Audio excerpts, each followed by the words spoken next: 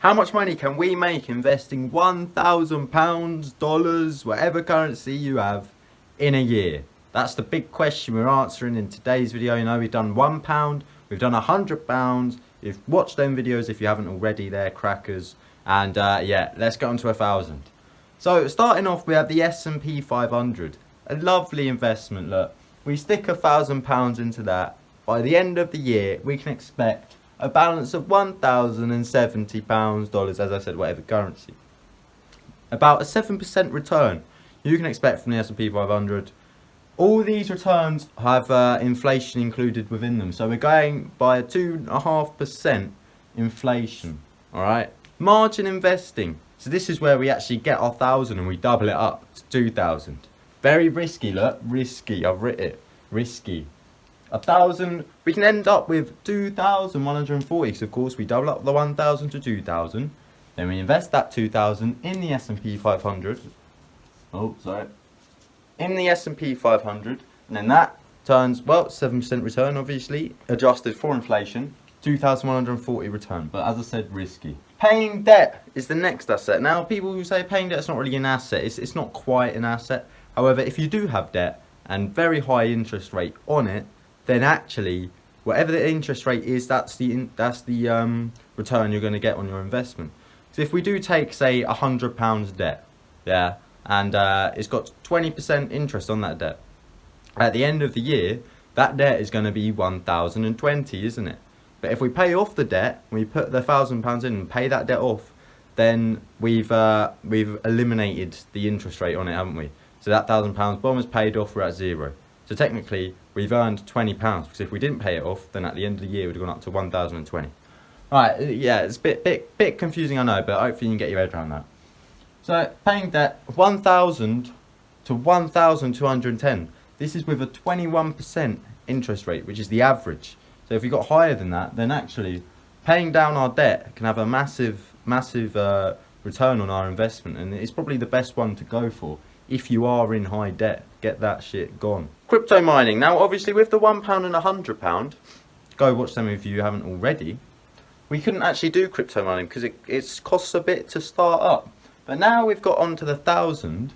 Yes, we can start up crypto mining.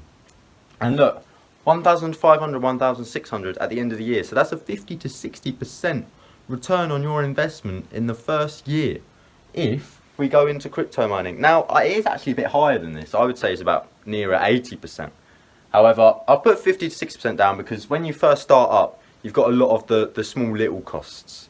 You know, you have to get your graphics cards, you have to get your motherboard, your power supply, like a monitor, keyboard, mouse, all that sort of stuff.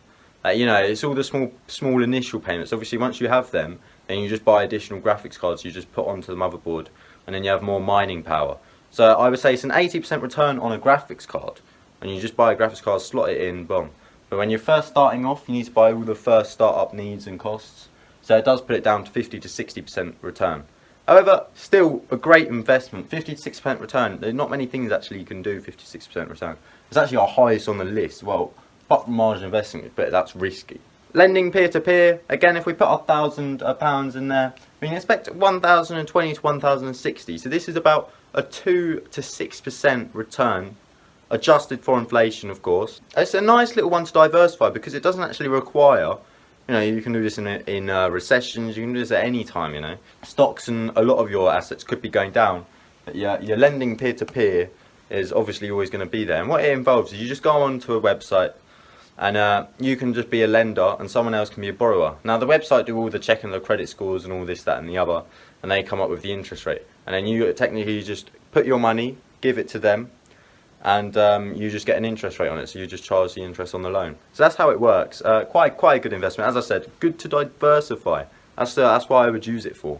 Next one, bonds. Now with the bond market, if you stick in £1,000, boom, you're down to 990. You lose £10. Why? Well, bond market return in just the 1 year period, 1.5%.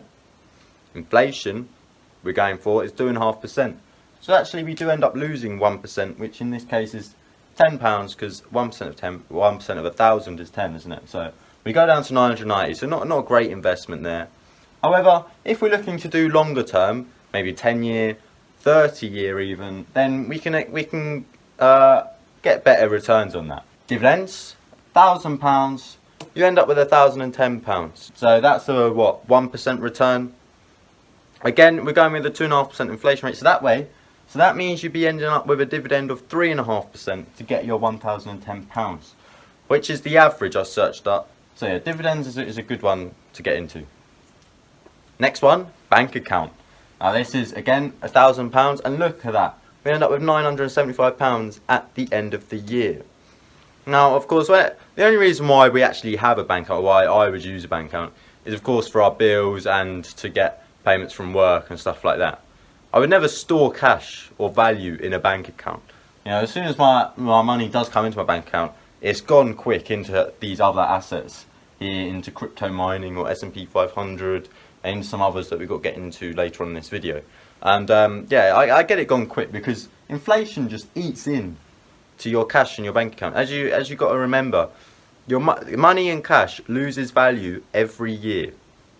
You know, if you put £10,000 and you got £10,000 worth of items today, in 15 years time you could not buy those same amount of items for £10,000, could you? It would cost way more than £10,000. That's what I mean. Cash loses value year by year by year. It's probably the riskiest on here because you're just guaranteed to lose money. It's pretty much guaranteed. Anyway, lifetime ISA, 1,000 goes to 1,250, so that's a 25% return.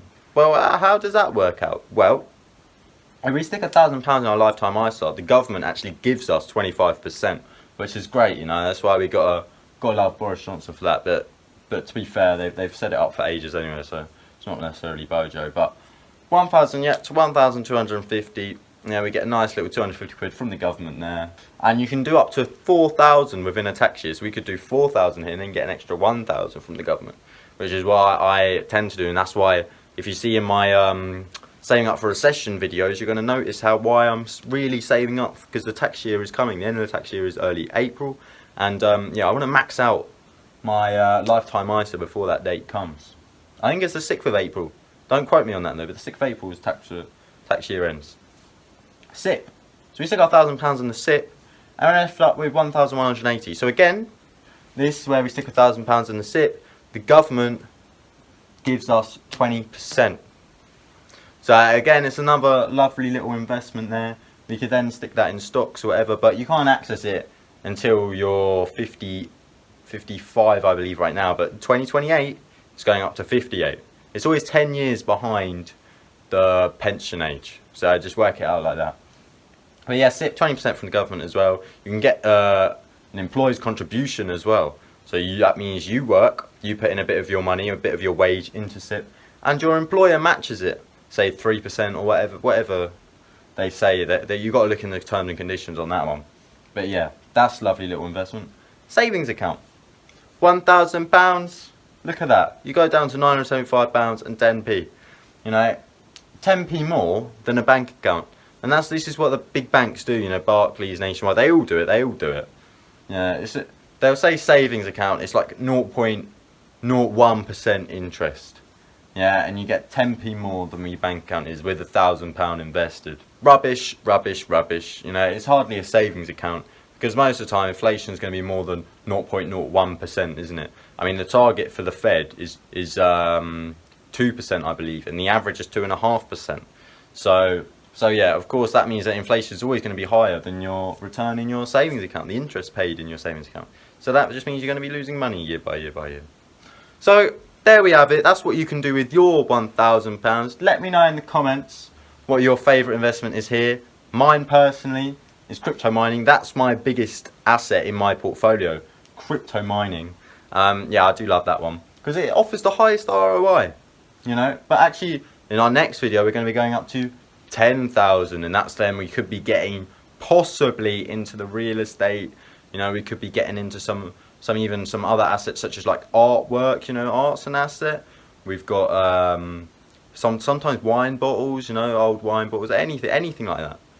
So we're actually going to real assets now. You know, like. But yeah, hopefully you did enjoy this video. Leave a like, comment on what you think you would invest in most likely, and yeah, I'll see you in the next one, people. See you later.